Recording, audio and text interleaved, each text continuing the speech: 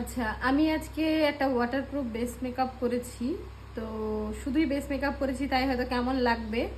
আমি আজকে water testing করব যে এটা 100% ওয়াটারপ্রুফ হয়েছে কিনা সেটা তোমাদের সঙ্গে শেয়ার করব। তো চলো দেখে নিই রেজাল্টটা কেমন।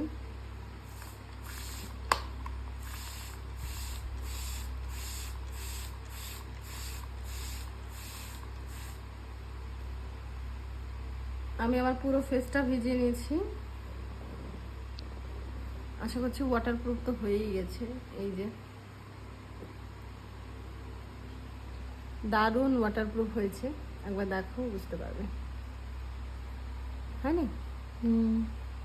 তো একবার টিস্যু পেপারে টেস্ট করে দেখাই কেমন হয়েছে।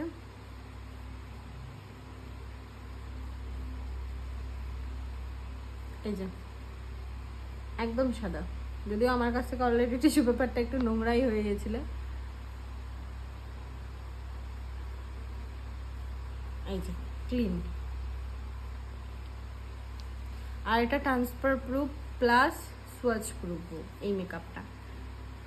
প্রচণ্ড স্টে করবে অনেকক্ষণ, মানে এক কথায় গরমে যদি এই মেকআপটা নেওয়া হয় তো খুব ঘাম যদি না হয়, একদম প্যাচপ্যাচানি গরমে যারা খুব ঘামে ওই রকম ঘাম যদি না আসে একদম কিচ্ছু হবে না।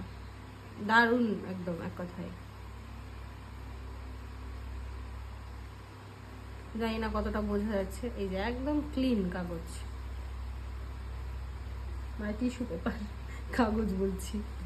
এই যে একটা পরিষ্কার জায়গায় করি দেখাই। এই যে একদম ফাঁকা,